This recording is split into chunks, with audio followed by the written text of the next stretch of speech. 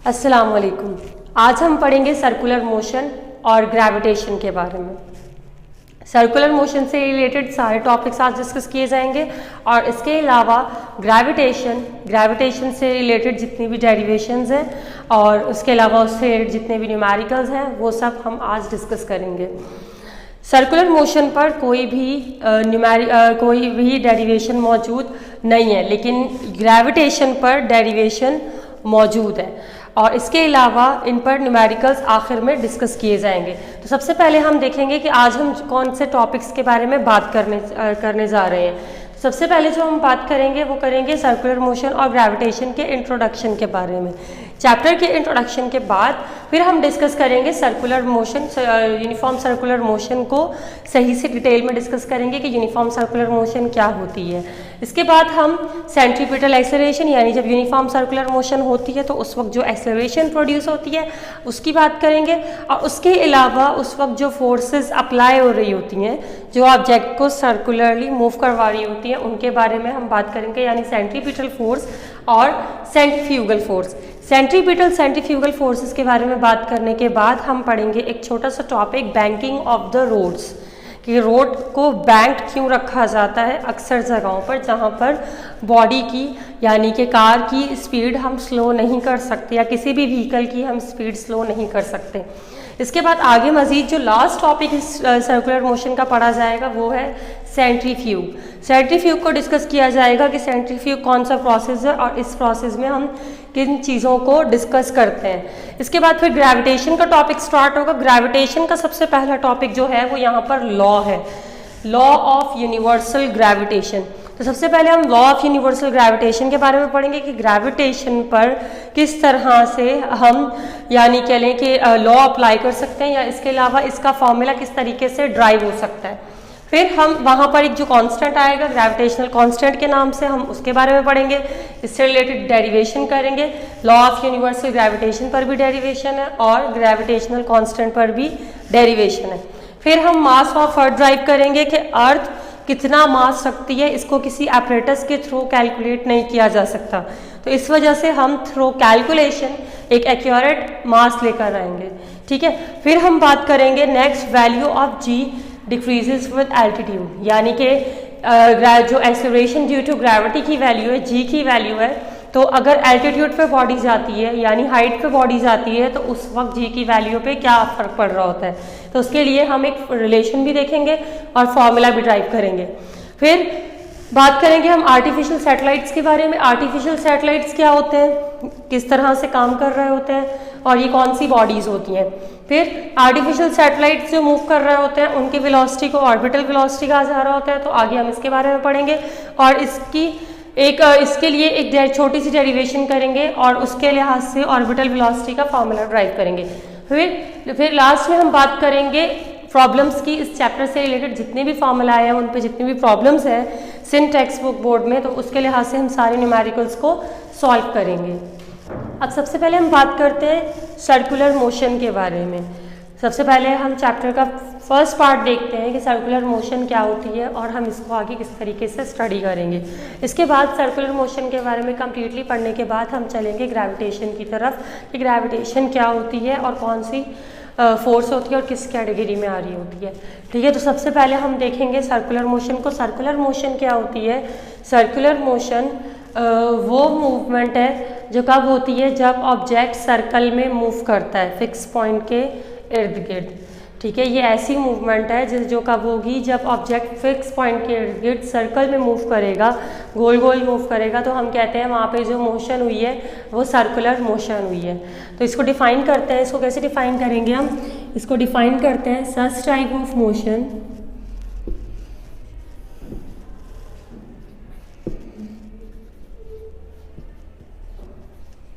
which is produced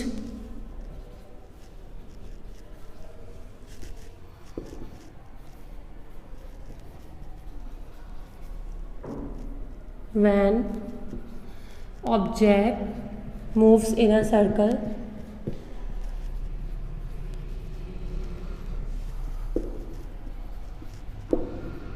at a fixed point.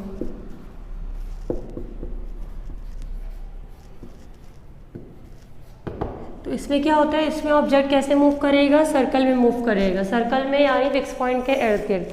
अब इनके हम एग्जांपल्स ले लेते हैं। सबसे पहली एग्जांपल जो हम इसे कंसिडर करते हैं वो कंसिडर करते हैं प्लैनेट्स की। अगर हम प्लैनेट्स को देखें तो प्लैनेट्स सन के इर्द गिर्द रिवॉल्व करते रहते हैं, सन के इर्द गिर्द वो रोटेट कर रहे होते हैं, तो वहाँ पर जो मोशन हो रही है वो सर्कुलर मोशन हो रही है। इसी तरह हम बात करें कि अगर कोई ऑब्जेक्ट गोल घूम रहा है, जैसे कि मिसाल के तौर पर हम बात कर लेते हैं इलेक्ट्रॉन्स की, इलेक्ट्रॉन्स मूव कर रहे हैं न्यूक्लियस के इर्द गिर्द, तो न्यूक्लियस के इर्द गिर्द जो इलेक्ट्रॉन्स मूव कर रहे हैं उनकी जो मूवमेंट हो रही है वो सर्कुलर वे में हो रही है, यानी कि वो फिक्स पॉइंट है, न्यूक्लियस उसका फिक्स पॉइंट है और उसके इर्द गिर्द इलेक्ट्रॉन्स की मूवमेंट हो रही है इन अ सर्कुलर वे। तो ये भी कौन सी मूवमेंट है, ये कहलाएगी सर्कुलर मोशन। इसके अलावा मज़ीद हम एग्जाम्पल ले लेते हैं। फ़ैन की अगर हम एग्जाम्पल कंसिडर करें तो फ़ैन में क्या हो रहा होता है, फ़ैन में जो उसके ब्लेड्स होते हैं वो फिक्स पॉइंट के इर्द गिर्द, सेंटर के इर्द गिर्द रिवॉल्व कर रहे होते हैं, गोल सर्कल में मूव कर रहे होते हैं। तो यहाँ पर भी जो मूवमेंट है वो कौन सी है, वो सर्कुलर मोशन है। इसी तरह हम मज़ीद अगर बात करें तो जैसे व्हील्स की जो मूवमेंट होती है, गाड़ी के जो व्हील्स होते हैं या कोई भी व्हीकल हो गई जिसके व्हील्स होते हैं, टायर्स होते हैं, वो कैसे मूव करते हैं, वो भी सर्कुलर वे में मूव कर रहे होते हैं around a fix point, that is axle. Axle के इर्द गिर्द वो क्या कर रहे होते हैं, रिवॉल्व कर रहे होते हैं। तो ये भी कौन सी मोशन है, ये भी सर्कुलर मोशन है। तो यहाँ पर हम इसकी एक दो एग्जाम्पल लिख लेते हैं। वैसे तो बहुत सारी एग्जाम्पल्स हैं, क्योंकि अगर हम अपनी डेली रूटीन उठाकर देखें तो बहुत सारी चीज़ें हैं जो सर्कुलर वे में मूव कर रही हैं, लेकिन यहाँ पर हम एक से दो एग्जाम्पल लिख लेते हैं। तो सबसे पहले लिख लेते हैं motion of wheels of a car, और एक और लिख लेते हैं इसके अलावा motion of blades of a fan. ठीक है, ये हो गया सर्कुलर मोशन। अब हम बात करेंगे यूनिफॉर्म सर्कुलर मोशन की। सर्कुलर मोशन क्या था, ऑब्जेक्ट का फिक्स पॉइंट के इर्द गिर्द गोल घूमना यानी सर्कल में मूव करना। अब हम बात करेंगे यूनिफॉर्म सर्कुलर मोशन की। यूनिफॉर्म सर्कुलर मोशन क्या होता है, यूनिफॉर्म सर्कुलर मोशन का मतलब है कि ऑब्जेक्ट कैसे मूव करेगा, कांस्टेंट स्पीड के साथ मूव करेगा, लेकिन कैसे मूव करेगा, in the same way as it was in circular motion. जैसे कि सर्कुलर मोशन के लिए मूवमेंट हो रही थी बिल्कुल वैसी होगी, यानी ऑब्जेक्ट सर्कल में मूव करेगा और फिक्स पॉइंट के इर्द गिर्द मूव करेगा सर्कल में, लेकिन सिर्फ फर्क क्या आएगा कि वो किससे मूव करेगा, कांस्टेंट स्पीड से मूव करेगा। तो अगर ऑब्जेक्ट कांस्टेंट स्पीड से मूव करता है तो वहाँ पर उसकी मूवमेंट क्या होगी, उसकी मूवमेंट यूनिफॉर्म सर्कुलर मोशन होगी। यूनिफॉर्म का मतलब क्या होता है, यूनिफॉर्म का मतलब होता है एक जैसा। तो यूनिफॉर्म सर्कुलर मोशन से क्या मतलब है कि ऑब्जेक्ट एक जैसी रफ्तार से मूव करेगा ड्यूरिंग सर्कुलर मोशन। तो यहाँ पे हम इसकी डेफिनेशन अगर कंसीडर करें तो क्या हो जाएगी, object when an object moves in a circle with constant speed। Constant speed के साथ ऑब्जेक्ट कैसे मूव कर रहा है, सर्कल में मूव कर रहा है। तो यहाँ पर जो मूवमेंट है ये कौन सी है, ये यूनिफॉर्म सर्कुलर मोशन है। ठीक है, अब इसकी भी हम एग्जांपल्स कंसीडर कर लेते हैं। जैसे कि कुछ एग्जांपल्स मैंने यहाँ पर भी दी थी सर्कुलर मोशन के लिए, तो वही कुछ एग्जांपल्स यहाँ पर भी अप्लाई हो सकती हैं। लेकिन क्या होगा क्या कि ऑब्जेक्ट कैसे मूव करेगा विद द कांस्टेंट स्पीड। सबसे पहले हम कंसीडर कर लेते हैं, लाइक ये एक ऑब्जेक्ट है, यहाँ पर एक पार्टिकल या एक ऑब्जेक्ट मौजूद है। अब वो मूव कर रहा है सर्कल में around the fix point, this is the fix point. इस फिक्स पॉइंट के अराउंड वो क्या कर रहा है, सर्कल में मूव कर रहा है। अब यहाँ से पहले वो कहाँ आएगा, इधर आ गया, यहाँ से उसकी मूवमेंट यहाँ हुई, उसके बाद फिर वो इधर आ गया, it moves in this direction, और इसके बाद फिर ये यहाँ पर आ रहा है, यानी कि ये क्या कर रहा है, ये सर्कल में मूव किए जा रहा है। ठीक है, मैंने क्या बताया, मैंने कहा कि एक पार्टिकल है, उसको हम कंसीडर कर रहे हैं कि वो कैसे मूव कर रहा है, वो सर्कुलर मोशन कर रहा है या कह लें कि सर्कल में मूव कर रहा है। तो वो पार्टिकल क्या कर रहा है, वो अपनी डायरेक्शन तो चेंज कर रहा है, लेकिन हम सपोज कर रहे हैं कि उसकी जो यहाँ पर स्पीड है, लेट्स सपोज मैंने कहा वो यहाँ पर 2 मीटर पर सेकंड थी जब वो यहाँ से यहाँ तक आया। इसके बाद यहाँ पर भी कितनी थी, 2 मीटर पर सेकंड थी, और यहाँ से यहाँ पर आने के लिए भी 2 मीटर पर सेकंड थी। यानी ऑब्जेक्ट की रफ्तार सेम रही है, उसकी स्पीड सेम रही है, उसने अपनी स्पीड को चेंज नहीं किया ड्यूरिंग सर्कुलर मोशन। तो ये कौन सी मोशन में आएगा, ये यूनिफॉर्म सर्कुलर मोशन की कैटेगरी है। अब यहाँ पे हम इसकी एग्जाम्पल ले लेते हैं। सबसे पहली एग्जाम्पल हम जो यहाँ पर इसके ले रहे हैं वो let's suppose movement of moon around earth. अब चांद की जो मूवमेंट हो रही होती है अर्थ के इर्द गिर्द, वो कैसे हो रही है, वो यूनिफॉर्म वे में हो रही है, that is uniform circular motion. तो सबसे पहली एग्जांपल जो यहाँ पे हम लिख लेते हैं वो लिखेंगे मोशन ऑफ मून, और you can say that rotation of moon around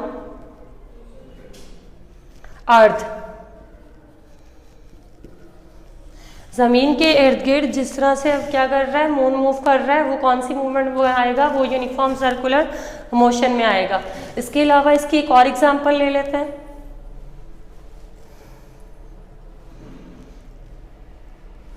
आकार मूविंग इन अ सर्कल।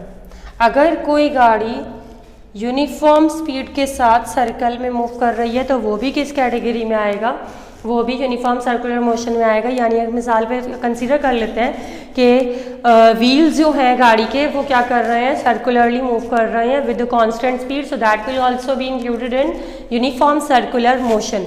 इसके अलावा हम अगर मज़ीद एग्जांपल्स कंसीडर करें तो उसी तरह जैसे मैंने अभी एग्जांपल दी थी कि लाइक सपोज ये हमारे पास न्यूक्लियस है, न्यूक्लियस के इर्द गिर्द ये इलेक्ट्रॉन रिवॉल्व कर रहा है। तो न्यूक्लियस के इर्द गिर्द जब इलेक्ट्रॉन रिवॉल्व कर रहा है तो यहाँ पर अगर उसको कोई बाहर से फोर्स नहीं मिल रही तो उसकी जो रफ्तार है अगर उसको मेंटेन रखा जा रहा है सेम, तो ये भी कौन सी मोशन में आएगा, ये यूनिफॉर्म सर्कुलर मोशन में आएगा। इस तरह इसकी सेवरल एग्जांपल्स हम कंसीडर कर सकते हैं। ठीक है, अब इसके बाद अब हम बात करेंगे कि जब यूनिफॉर्म सर्कुलर मोशन हो रही है, जब स्पीड को कांस्टेंट रखा जा रहा है, तो जब स्पीड को कांस्टेंट रखा जा रहा है तो यहाँ पर कोई एक्सेलरेशन प्रोड्यूस होती है या नहीं होती। तो सबसे पहले हम बात करेंगे एक्सेलरेशन की। यहाँ पर जो एक्सेलरेशन प्रोड्यूस होती है वो कहलाती है सेंट्रीपिटल एक्सेलरेशन। वो एक्सेलरेशन होती है सेंट्रीपिटल एक्सेलरेशन। सेंट्रीपिटल एक्सेलरेशन क्या है, सेंट्रीपिटल एक्सेलरेशन वो एक्सेलरेशन है जो कब प्रोड्यूस होगी, जब ऑब्जेक्ट सर्कल में मूव करेगा। सर्कल में मूव करेगा लेकिन उसकी स्पीड तो सेम रखी गई है लेकिन उसकी डायरेक्शन में चेंज आएगा। यानी जब ऑब्जेक्ट सर्कल में मूव कर रहा है लाइक इन दिस वे, तो वो अपनी डायरेक्शन को चेंज कर रहा है। तो जब अपनी डायरेक्शन को चेंज कर रहा है, due to change of direction the acceleration will be produce, that is called centripetal acceleration. तो सेंट्रीपिटल एक्सेलरेशन को हम डिफाइन करेंगे, तो इसको कैसे डिफाइन करेंगे, इसको हम डिफाइन करते हैं acceleration produced during circular motion due to change of direction. Direction के चेंज होने की वजह से जो एक्सेलरेशन प्रोड्यूस होती है उसको हम यहाँ पे क्या कहते हैं, हम उसको कहते हैं सेंट्रीपिटल एक्सेलरेशन। वो एक्सेलरेशन जो सर्कुलर मोशन के दौरान ऑब्जेक्ट की डायरेक्शन के चेंज होने की वजह से प्रोड्यूस हो रही है, वो सेंट्रीपिटल एक्सेलरेशन कहला रही है। क्यों? क्योंकि एक्सेलरेशन दो वजूहात की वजह से प्रोड्यूस हो सकती है। या तो मैग्नीट्यूड में चेंज आ रहा है, यानी जो स्पीड है उसकी रफ्तार में चेंज आ रहा है और डायरेक्शन सेम रखी गई है, या तो डायरेक्शन में चेंज आ रहा है और रफ्तार को सेम रखा गया है। इन दो वजूहात की वजह से एक्सेलरेशन प्रोड्यूस हो सकती है। बाकी अगर दोनों चेंज हो रहे हैं, डायरेक्शन भी चेंज हो रही है और उसका मैग्नीट्यूड भी चेंज हो रहा है, तो भी एक्सेलरेशन प्रोड्यूस होगी। तो यहाँ पर सर्कल में जब ऑब्जेक्ट की मूवमेंट होती है तो उस वक्त जो एक्सेलरेशन प्रोड्यूस होती है that is called centripetal acceleration, वो कहलाती है centripetal acceleration. Now this is the physical quantity, so it must have the symbol, इसका सिंबल भी होगा, फॉर्मूला भी होगा, unit will also be there and we can also take its nature, हम nature की भी बात कर सकते हैं।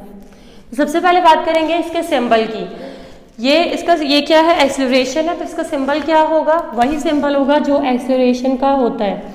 एक्सेलरेशन का सिंबल क्या होता है, ए होता है, लेकिन यहाँ पे क्योंकि ये सेंट्रीपिटल है मतलब ऑब्जेक्ट के सर्कल में मूवमेंट की वजह से प्रोड्यूस हो रही है, तो यहाँ पर हम एक स्मॉल सी लेते हैं, यानी इसका सिंबल हो जाता है ए सी। ठीक है, सी यहाँ पे नीचे स्मॉल होता है, it can not be the capital one, तो ए सी इसका सिंबल हो गया।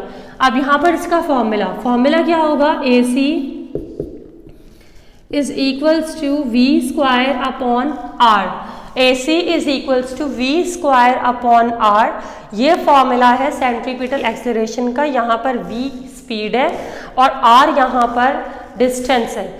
अब डिस्टेंस को हम r से क्यों शो कर रहे हैं, डिस्टेंस को तो हम s और d से शो करते रहे हैं। r से शो करने की वजह ये है कि ऑब्जेक्ट क्योंकि सर्कल में मूव कर रहा है, तो सर्कल में मूव कर रहा है तो सेंटर पॉइंट से लेकर जहाँ पर पार्टिकल मौजूद है, सेंटर पॉइंट से लेके जहाँ पर पार्टिकल मौजूद है यहाँ तक का फासला r है। जब ऑब्जेक्ट सर्कल में मूव करता है तो हम उसके सेंटर से यानी कह लें उसकी बाउंड्री तक का डिस्टेंस जो लेते हैं वो रेडियस लेते हैं, तो असल में यहाँ पर ये रेडियस को इंडिकेट कर रहा है, जिसकी वजह से हम यहाँ पर डिस्टेंस r ले रहे होते हैं। इसके अलावा डिस्टेंस यहाँ पर एक तो मेजर हो रहा होता है मीटर में, ठीक है, डिस्टेंस यहाँ पर किस में मेजर हो रहा होता है, ये जो रेडियस है ये किस में मेजर होगा, ये मेजर होगा मीटर्स में। लेकिन अगर हम इसको जो डिस्प्लेसमेंट हो रही है क्योंकि ये सर्कुलर हो रही है यानी सर्कल में ऑब्जेक्ट मूव कर रहा है, तो यहाँ से अगर मैं कह रही हूँ कि पार्टिकल यहाँ पर मौजूद था और कुछ देर के बाद पार्टिकल यहाँ पर आ गया, तो ये जो एंगल बन रहा है ये एंगल डिस्प्लेस कर रहा होता है कि ये एंगल इंडिकेट कर रहा होता है कि ऑब्जेक्ट कितना ज़्यादा सर्कल में मूव करेगा, यानी जितना ज़्यादा ये एंगल बढ़ता जाएगा उतना ज़्यादा बॉडी की मूवमेंट आगे होती जाएगी। तो असल में देखा जाए तो ये जो सर्कल है ये सर्कल कैसे कंप्लीट हो रहा है, ये इस एंगल के बढ़ने की वजह से आगे बढ़ता जा रहा है। तो यहाँ पर इस डिस्प्लेसमेंट को हम एंगुलर डिस्प्लेसमेंट भी कह रहे होते हैं कि यहाँ पर जो ऑब्जेक्ट की डिस्प्लेसमेंट हो रही है ये एंगुलर डिस्प्लेसमेंट है। तो अगर हम इसका मैंने कहा जैसे कहा कि जो फासला कवर कर रहा है वो इसके एंगल पे भी डिपेंड कर रहा है, तो यहाँ पर इसको डिग्रीज में भी मेजर किया जा रहा होता है, लेकिन डिग्रीज से ज़्यादा यहाँ पर कंसीडर किया जाता है रेडियन। रेडियन एंगल को मेजर करने का यूनिट है और 1 रेडियन किसके इक्वल होता है, 1 रेडियन इक्वल होता है 57.3 डिग्री। तो हम अगर एंगुलर डिस्प्लेसमेंट के वे में देखें तो हम इसको डिस्प्लेसमेंट को डिग्रीज में भी ले सकते हैं, क्योंकि एंगुलर डिस्प्लेसमेंट को डिग्री और रेडियंस में लिया जा रहा होता है, तो रेडियन उसका यूनिट है। तो 1 रेडियन किसके इक्वल होता है, 57.3 डिग्री के इक्वल होता है। अब हम इसकी बात कर रहे थे यूनिट की, ठीक है, ये मैंने आर की बात की। अब हम बात कर रहे हैं यूनिट की, तो यूनिट इसका क्या होगा, सेंट्रीपिटल एक्सेलरेशन का यूनिट क्या होता है, या अगर हम सिंपल एक्सेलरेशन की बात करें कि एक्सेलरेशन का यूनिट क्या होता है, तो एक्सेलरेशन का यूनिट मीटर पर सेकंड स्क्वायर होता है। तो जब एक्सेलरेशन का यूनिट मीटर पर सेकंड स्क्वायर है तो ये भी एक तरह से एक्सेलरेशन ही है, लेकिन सिर्फ सेंट्रीपिटल का वर्ड आगे लग जाने से इसका मतलब ये नहीं है कि इसका यूनिट चेंज हो जाएगा। तो इसका यूनिट भी यही होगा जो एक्सेलरेशन का यूनिट होता है, दैट इज मीटर पर सेकंड स्क्वायर। मीटर पर second square is the unit of centripetal acceleration, जिसको हम इस तरीके से भी लिख सकते हैं, मीटर सेकंड पावर -2। इसके अलावा अब हम बात करते हैं इसकी नेचर की। इसकी नेचर क्या होती है, जैसे कि एक्सेलरेशन की nature, acceleration is the vector itself, acceleration खुद वेक्टर है। तो अब जब एक्सेलरेशन वेक्टर है तो सेंट्रीपिटल एक्सेलरेशन ये भी क्या होगी, ये भी वेक्टर ही होगी। इसको भी हम वेक्टर कंसीडर करेंगे।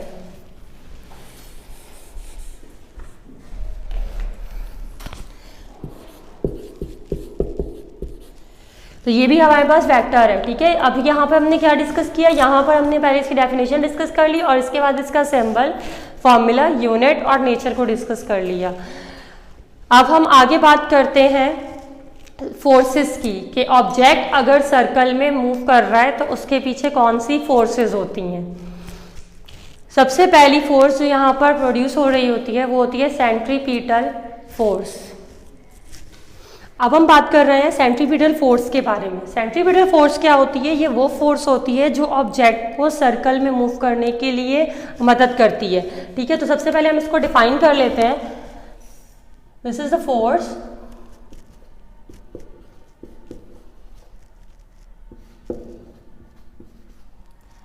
which help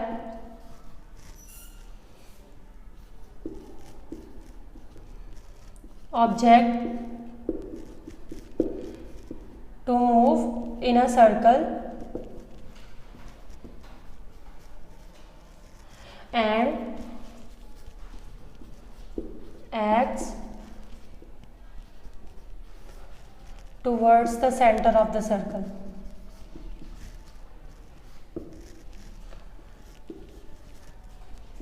ये वो फोर्स है जो ऑब्जेक्ट को सर्कल में मूव करने के लिए मदद करती है। और किस तरह मूव करवाती है, सर्कुलर मोशन में ही मूव करवाती है, लेकिन किस तरफ डायरेक्ट कर रही होती है, सेंटर की तरफ डायरेक्ट कर रही होती है। अब जैसे हम यहाँ पर एग्जांपल ले लेते हैं, उसी तरह एक सर्कल की, लेट्स सपोज ये एक ऑब्जेक्ट है, हम इसको एक ऑब्जेक्ट कंसीडर कर रहे हैं, पार्टिकल कंसीडर कर रहे हैं, ऑब्जेक्ट कंसीडर कर रहे हैं। ये ऑब्जेक्ट सर्कल में मूव कर रहा था। तो सर्कल में जब ऑब्जेक्ट मूव कर रहा है, तो सर्कल में ऑब्जेक्ट जब मूव कर रहा है तो उस वक्त इसमें जो सेंटर की तरफ फोर्स लग रही है वो क्या कहला रही है, वो कहला रही है सेंट्रीपिटल फोर्स, ठीक है। ऑब्जेक्ट जब सर्कल में मूव कर रहा है तो सर्कल में मूव करने के लिए वो फोर्स जो ऑब्जेक्ट को सेंटर की तरफ खींच रही है वो क्या कहला रही है, सेंट्रीपिटल फोर्स, ठीक है। जब ऑब्जेक्ट सर्कल में मूव कर रहा होता है, जैसे मिसाल के तौर पे हम एग्जांपल ले लेते हैं प्लैनेट्स की। प्लैनेट सन के इर्द गिर्द मूव कर रहे हैं, इसके पीछे वजह क्या है कि प्लैनेट्स पर एक फोर्स लग रही है। कौन सी फोर्स लग रही है, सेंट्रीपिटल फोर्स लग रही है, जो कि उन्हें सन के इर्द गिर्द रिवॉल्व करवा रही है। ये फोर्स जनरेट कहाँ से होती है, ये सेंटर से जनरेट होती है। जब ऑब्जेक्ट सर्कल में मूव करता है तो उसके मूव करने के पीछे एक रीजन सेंट्रीपिटल फोर्स होती है जो कि उसको सेंटर की तरफ खींच रही होती है, क्योंकि सेंटर से प्रोड्यूस हो रही होती है। इसी तरह जैसे हम एग्जांपल लें इलेक्ट्रॉन्स की, इसी को हम मिसाल के तौर पे न्यूक्लियस कंसीडर कर लें। ये न्यूक्लियस है और ये लेट्स सपोज इलेक्ट्रॉन है। तो यहाँ पर ये जो न्यूक्लियस है, अगर हम इसको न्यूक्लियस कंसीडर कर रहे हैं तो न्यूक्लियस फोर्स लगा रहा है किस पर, इलेक्ट्रॉन पर, जिसकी वजह से इलेक्ट्रॉन अपने शेल में मूव करता है। तो यहाँ पर जो न्यूक्लियस फोर्स लगा रहा होता है, in terms of physics we said that is centripetal force. वो सेंट्रीपिटल फोर्स होती है जो सेंटर से प्रोड्यूस हो रही है और ऑब्जेक्ट को सर्कल से बाहर नहीं जाने दे रही। इसी तरह अगर हम बात करें, लेट्स सपोज मैंने कहा कि हमने क्या किया, एक थ्रेड लिया और वो अपनी फिंगर से बाइंड करके और उसके साथ एक स्टोन बाइंड किया और उसको फिर मूव करवाया। जब उसको सर्कल में मूव करवाया तो उस वक्त जो हमारी फिंगर पर खिंचाव आ रहा है, वो जो यानी कह लें खिंचाव, जो स्ट्रेचिंग हमारी फिंगर पर प्रोड्यूस हो रही है वो किस वजह से हो रही है, that is produce due to centripetal force. इसी तरह और हम एग्जाम्पल ले लेते हैं, और भी बहुत सारे एग्जाम्पल हैं, जैसे let's suppose musical chair. Musical chair एक गेम है जिसमें आप क्या करते हैं, चेयर्स के इर्द गिर्द मूव करते हैं। तो वहाँ पर आप कभी भी स्ट्रेट मूव नहीं कर पा रहे होते। वजह सिर्फ क्या है, सेंट्रीपिटल फोर्स है, क्योंकि सेंट्रीपिटल फोर्स आपको सेंटर की तरफ यानी चेयर्स की तरफ खींच रही होती है, जिसकी वजह से आप बार बार सेंटर की तरफ बेंड कर रहे होते हैं। तो यहाँ पर सेंट्रीपिटल फोर्स को हमने डिस्कस किया कि ये क्या होती है, ये वो फोर्स है जो ऑब्जेक्ट को सेंटर की तरफ खींचती है ड्यूरिंग सर्कुलर मोशन। इसके भी क्या होंगे, अब इसका भी सिंबल, फॉर्मूला, यूनिट होंगे, क्योंकि ये भी फिजिकल क्वांटिटी है। तो सबसे पहले हम बात करते हैं इसके सिंबल की, फिर फॉर्मूला, देन यूनिट, और उसके बाद फिर नेचर। तो सबसे पहली चीज़ जो हम डिस्कस कर रहे हैं वो डिस्कस कर रहे हैं इसका सिंबल। अब इसका सिंबल क्या होता है, like what is the symbol of force. Force को हम किस में ले रहे होते हैं, F से इंडिकेट कर रहे होते हैं, ठीक है। फोर्स को हम किससे इंडिकेट कर रहे होते हैं, F से इंडिकेट कर रहे होते हैं। तो यहाँ पर भी ये फोर्स है तो इसका सिंबल F होगा। लेकिन उसी तरह जैसे हमने सेंट्रीपिटल एक्सेलरेशन के लिए डिस्कस किया था, तो इसका यहाँ पर ये सेंट्रीपिटल है तो यहाँ पर क्या आ जाएगा, FC आ जाएगा। इसके बाद फिर इसका फॉर्मूला क्या होता है, इसका फॉर्मूला होता है FC is equals to mv square upon r।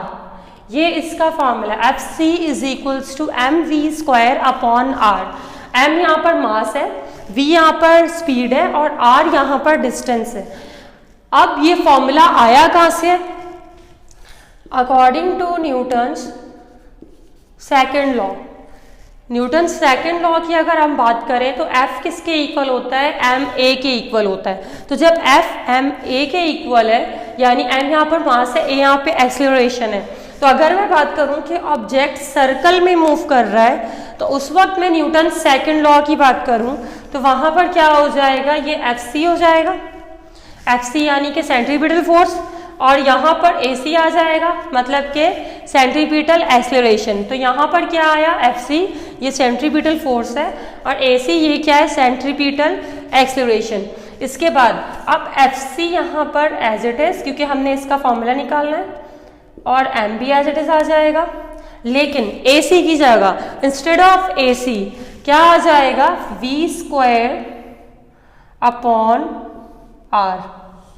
v square upon r ये था फॉर्मूला सेंट्रीपिटल एक्सेलरेशन का। तो जब हमने AC का फॉर्मूला पुट किया तो क्या आ गया, mv स्क्वायर अपॉन r। तो FC किसके इक्वल हो गया, mv स्क्वायर अपॉन r के इक्वल हो गया। ये किसका फॉर्मूला था, ये सेंट्रीपिटल फोर्स का फॉर्मूला था जो हमने न्यूटन्स सेकेंड लॉ के थ्रू ड्राइव किया। अब इसके यूनिट की बात करते हैं। सेंट्रीपिटल फोर्स का यूनिट क्या होता है, न्यूटन। फोर्स न्यूटन्स में मेजर की जा रही होती है, तो यहाँ पर ये सेंट्रीपिटल फोर्स है, इसका यूनिट भी क्या होगा, न्यूटन होगा। इसके बाद फिर इसकी नेचर की बात करें तो उसी तरह फोर्स की नेचर क्या होती है, वेक्टर। तो यहाँ पर इसकी नेचर भी क्या आ जाएगी, वेक्टर। जितनी भी फोर्सेस हैं उनकी नेचर वेक्टर हो, चाहे वो कोई भी फोर्स होगी। और जितनी भी हमारे पास कह लें कि फोर्सेस, जितनी भी एक्सेलरेशंस होंगी, यानी एक्सेलरेशन कोई भी हो सकती है, सेंट्रीपिटल एक्सेलरेशन है या नॉर्मल एक्सेलरेशन है, तो वहाँ पर उसकी नेचर भी वेक्टर ही आएगी। नेचर पे कोई फर्क नहीं पड़ता, बस ये अगर पता लग रहा है कि एक्सेलरेशन है तो वहाँ पर उसका यूनिट मीटर पर सेकंड स्क्वायर आ जाएगा और उसकी नेचर वेक्टर आ जाएगी। सेम इसी तरह यहाँ पर भी क्या है, फोर्स का पता लग गया कि ये फोर्स है तो यहाँ पर इसका यूनिट न्यूटन होगा और इसकी नेचर वेक्टर होगी। अब एक तो ये फोर्स हो गई सेंट्रीपिटल फोर्स, जो कहाँ डायरेक्ट कर रही है, सेंटर की तरफ, टूवर्ड्स द सेंटर। अब अगर सिर्फ सेंटर की तरफ फोर्स लगे तो ऑब्जेक्ट को तो यहाँ पर आ जाना चाहिए, क्योंकि हम अगर कह रहे हैं कि फोर्स अप्लाई हो रही है सेंटर की तरफ, तो जो फोर्स अप्लाई हो रही है उसी फेवर में काम हो जाए, यानी ऑब्जेक्ट सर्कल में मूव ही ना करे बल्कि वो यहाँ पर आकर सेंटर पे गिर जाए। लेकिन ऐसा नहीं होता। ऐसा क्यों नहीं होता, क्योंकि सेंट्रीपिटल फोर्स के ऑपोजिट में एक और फोर्स अप्लाई हो रही होती है, that is called centrifugal force. Centrifugal force क्या होती है, सेंट्रीफ्यूगल फोर्स सेंट्रीपिटल फोर्स का ऑपोजिट है, यानी इसका रिएक्शन है। सेंट्रीपिटल फोर्स को रेजिस्ट करते हुए जो रिएक्शनल फोर्स अप्लाई होती है वो सेंट्रीफ्यूगल फोर्स होती है, यानी कि ये अगर टुवर्ड्स द सेंटर डायरेक्ट कर रही थी तो वो अवे फ्रॉम द सेंटर लग रही होगी। ठीक है, तो इसकी भी डेफिनेशन हम लिख लेते हैं। इट इज द फोर्स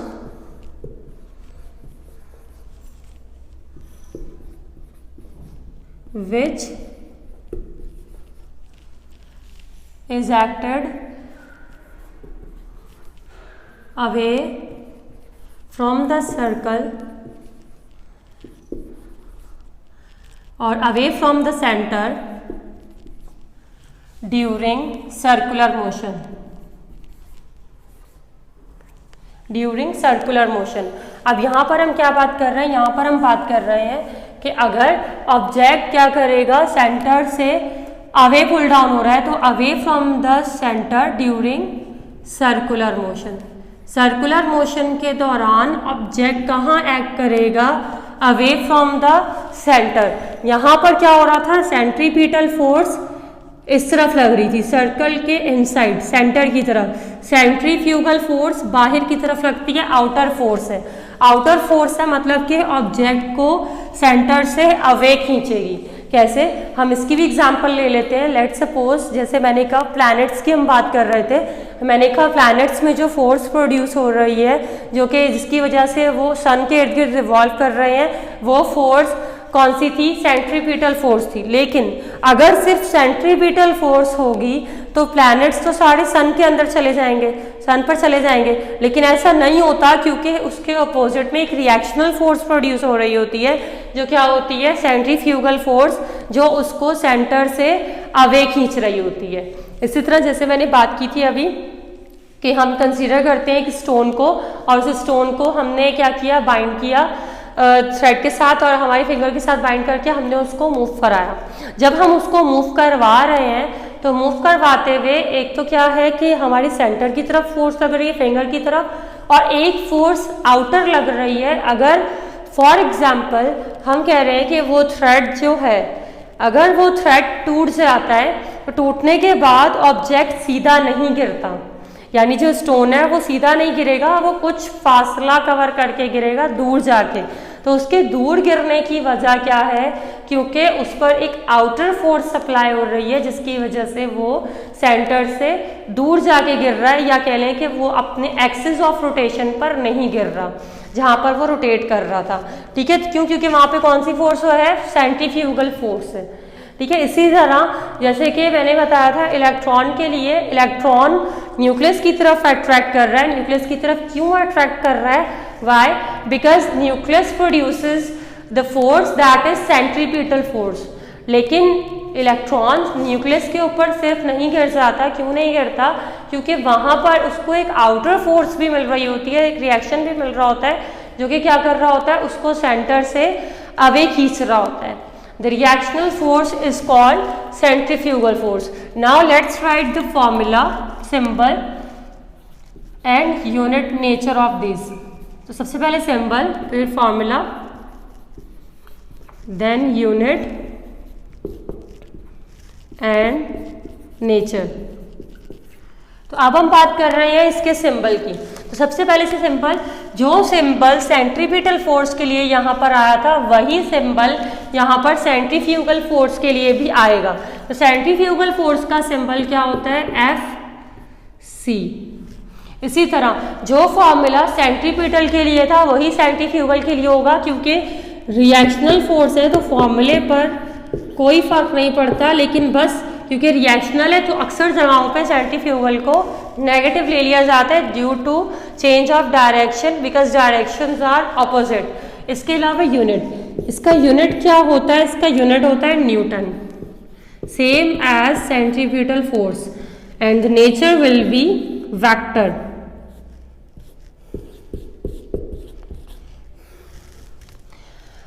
इसके बाद अब पहले हमने इसकी बात की थी, सेंट्रीपिटल फोर्स की बात की थी, अब सेंट्रीफ्यूगल फोर्स की बात की।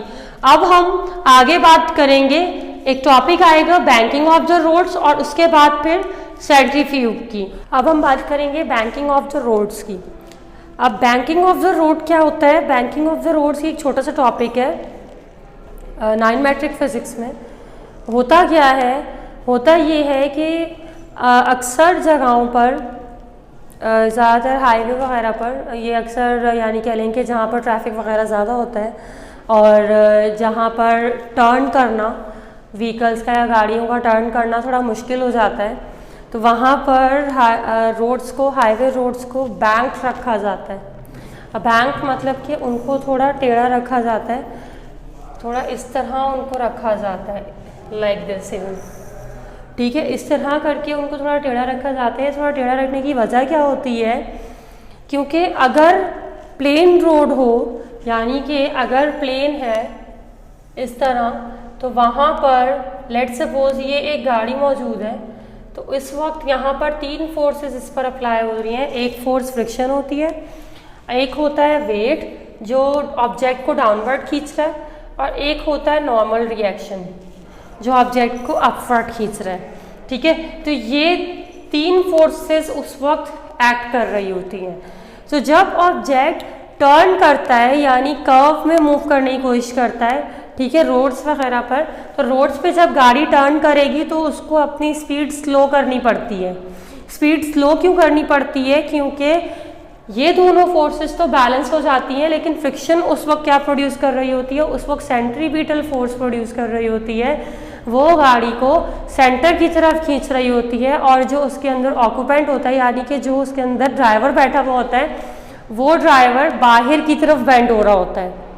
तो बाहर की तरफ जब वो बेंड हो रहा होता है, तो अगर वो अपनी स्पीड को, गाड़ी की स्पीड को स्लो ना करे तो वहाँ पर एक्सीडेंट होने के चांसेस होते हैं।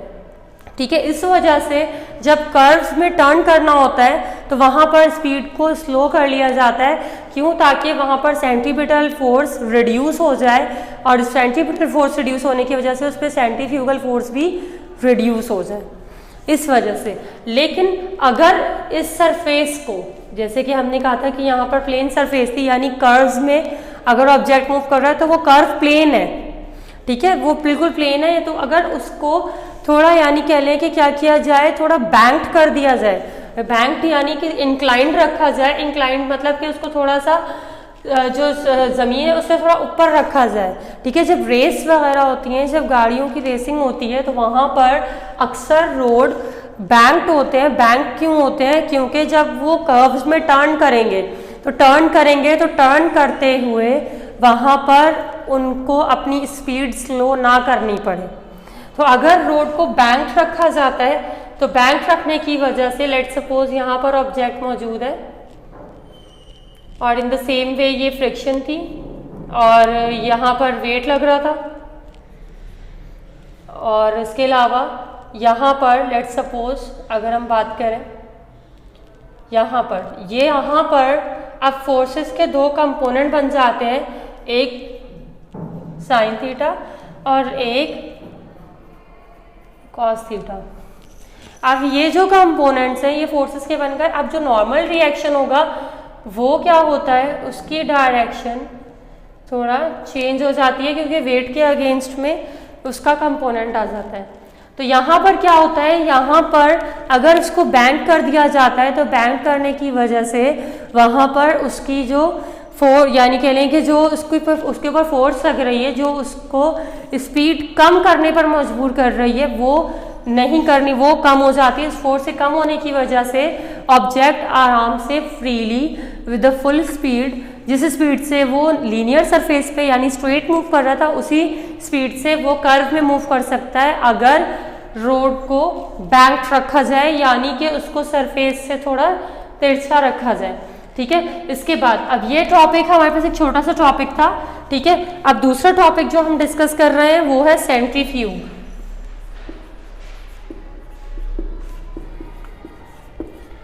सेंट्रीफ्यूग क्या होता है? सेंट्रीफ्यूग एक प्रोसेस है जिस प्रोसेस के थ्रू हम हैवियर पार्टिकल्स को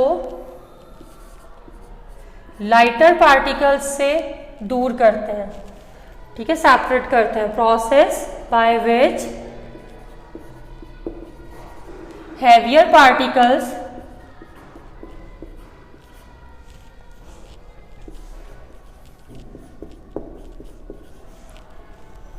are separated from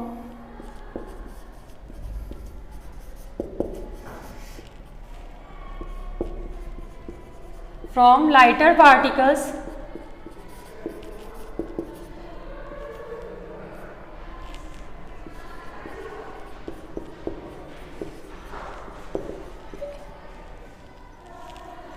in a liquid। ठीक है, हैवियर पार्टिकल्स को लाइटर पार्टिकल्स से दूर कर दिया जाता है, किसमें? लिक्विड में से। ठीक है, तो ये एक प्रोसेस है जिसके थ्रू हम क्या करते हैं, हम हैवियर पार्टिकल्स को लाइटर पार्टिकल्स से दूर करते हैं। कैसे दूर किया जाता है? जो लिक्विड होता है उसको बहुत हाई स्पीड पे रोटेट करवाते हैं। जब उसको रोटेट करवाते हैं तो रोटेट करवाते वक्त भी सेम उसी तरह दो फोर्सेस प्रोड्यूस हो रही होती हैं, एक सेंट्रीपिटल और एक centrifugal. Centripetal force lighter particles को अपनी तरफ खींचती है, सेंटर की तरफ खींचती है, और जो हैवियर पार्टिकल्स होते हैं वो सेंटर से दूर हो जाते हैं। अब जब वो सेंटर से दूर हो जाएंगे, यानी कि सेंट्रीफ्यूगल फोर्स की वजह से वो सेंटर से दूर कर दिए जाते हैं। अब इसकी एग्जांपल हमारे पास सबसे पहली एग्जांपल वॉशिंग मशीन ड्रायर है। वॉशिंग मशीन ड्रायर में क्या होता है?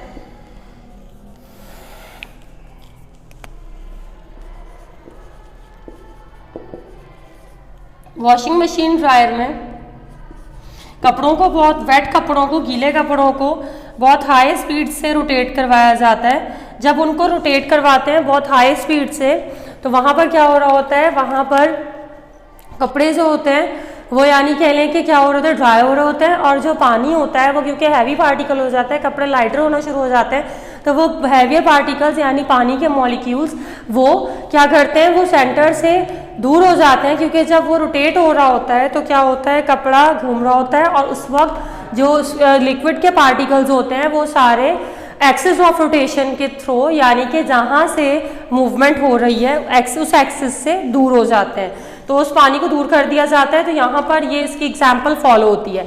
इसके अलावा और मजीद एग्जाम्पल इसकी क्रीम सेपरेटर।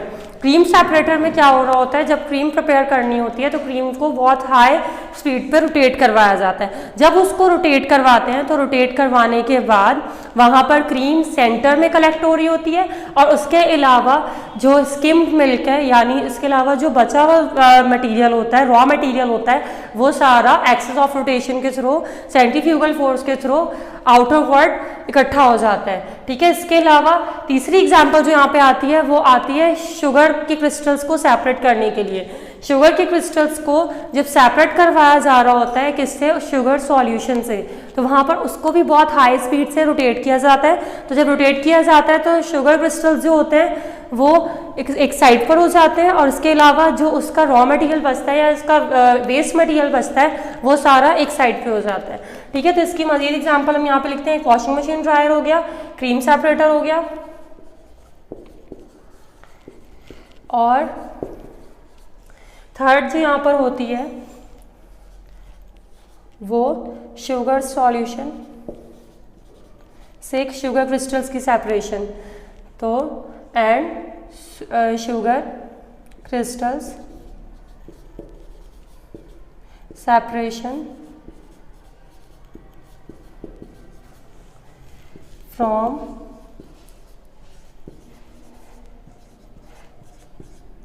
Sugar solution. तो यहाँ पर हमने किसको डिस्कस किया? यहाँ पे हमने बैंकिंग ऑफ द रोड्स और सेंट्रीफ्यूग को डिस्कस कर लिया। सेंट्रीफ्यूग में मैंने 3 एग्जांपल्स बताई, एक washing machine dryer, cream separator, और शुगर क्रिस्टल्स की सेपरेशन किससे? शुगर सॉल्यूशन से।